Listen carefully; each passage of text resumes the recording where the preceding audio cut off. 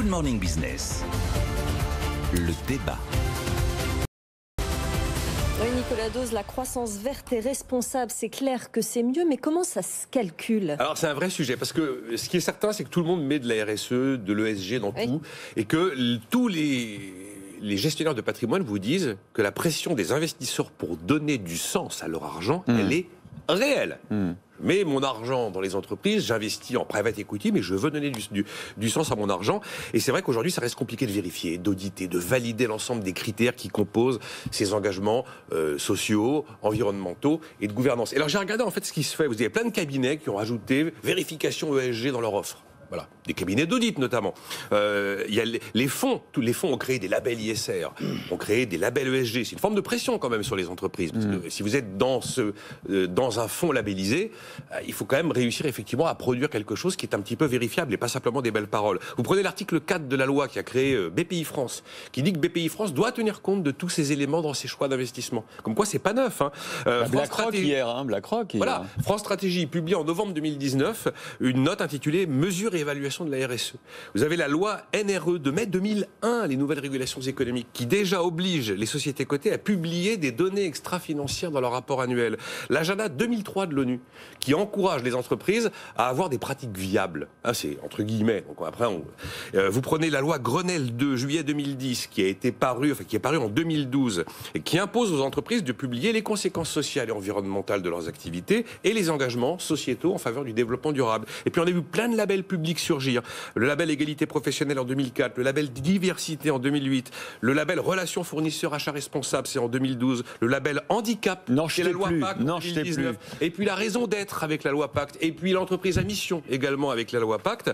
Vous avez les menaces de name and shame, et en fait le truc le plus important, c'est les pressions implicites. Les pressions implicites des salariés qui veulent plus aller bosser dans une boîte dégueulasse, des consommateurs, des investisseurs, on vient de le voir, mais également des donneurs d'ordre ou des fournisseurs. Alors après, quand vous voyez tout cet arsenal de normes incroyables qui existent, et ben quand vous parlez avec les professionnels, ils vous disent que c'est quand même tout très embryonnaire pour valider, pour auditer, pour arriver à un résultat, et que ça reste malgré tout très imparfait. Donc on a fabriqué une sorte de carcan de contraintes réglementaires, mais dans la réalité, c'est vrai que la validation, on valide plus difficilement un engagement RSE que le montant du chiffre d'affaires ou de l'excédent brut d'exploitation.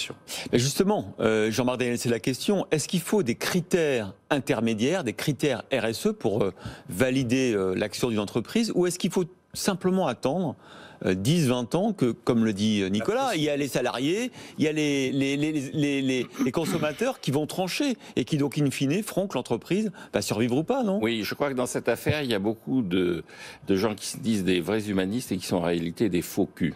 Et donc, je pense que cette affaire est une affaire effectivement corne-cul, de corne-cul, de faux cul et de corne-cul. Et donc, je pense que derrière tout ça, il y a beaucoup d'agitation. Vous savez, l'OCDE, quand elle parle, je suis pas d'accord, Jean-Marc.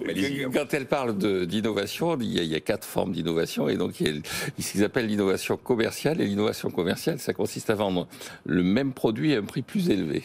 Et donc, comment on vend le même produit à un prix plus élevé? En définissant les critères de façon nouvelle et différente.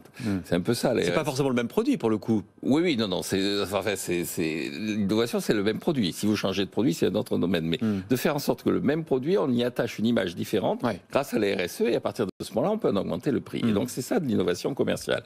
Et donc, on est véritablement dans ce domaine-là. Après, le véritable enjeu, c'est effectivement, est-ce qu'on doit laisser le consommateur et la concurrence jouer, ce qui paraît être le bon moyen, ou est-ce qu'on doit multiplier les... C'est-à-dire qu'on peut le faire si on est sûr que, vous en parlez souvent, les externalités négatives soient prises en compte, ce qui est pas forcément le cas à court et moyen terme. On peut les prendre en compte, les externalités négatives, de façon, je dirais, par des taxes. C'est-à-dire, l'État peut définir sur des éléments très précis des sommes que l'on doit payer. Mais il ne fait pas regarder les consommateurs. Je pense que c'est ce que va dire Nicolas. Et ils vont acheter des produits chinois parce qu'ils sont moins chers et qu'ils préfèrent aller dans le hard discount que dans la grande distribution classique, par exemple. Sauf que c'est pas forcément des biens qui sont bons pour le développement durable et la planète.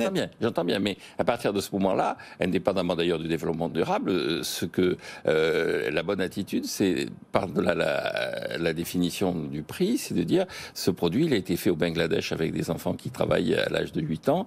Vous savez ce que vous faites et vous laissez le consommateur arbitrer. C'est-à-dire de même que il ne le sait pas forcément, le consommateur. De même, donc il faut lui donner l'information. De même que l'émergence du made in était d'où les critères de RSE dont parle Nicolas. Oui, mais des critères de RSE. Vous voyez l'émergence du made in qui était sur un autre domaine, c'est-à-dire vous achetez au départ le made in, c'est made in Germany. Vous êtes anglais, vous savez que si vous achetez du made in Germany, vous privez une partie de la population anglaise de ses emplois. Mais on ne vous empêche pas d'acheter du made in Germany. Donc il faut donner un maximum d'informations.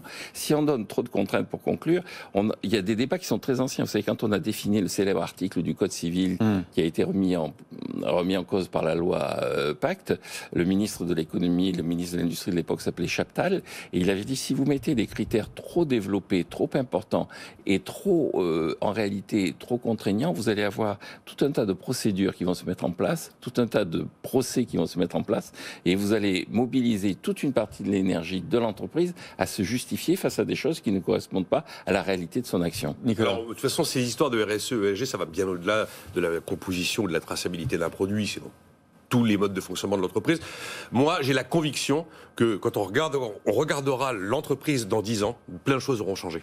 Plein de choses auront changé et qu'on pourra rayer toutes les normes et tous les labels dont je vous ai parlé parce que la pression du marché, la pression des salariés, la pression de tout ce qu'on appelle les parties prenantes aura été telle que les choses auront évolué et on aura très probablement fait des gros progrès en termes de vérification et d'audit des composantes de ces normes. D'ailleurs, des progrès ont vraiment été faits quand même. Merci, messieurs.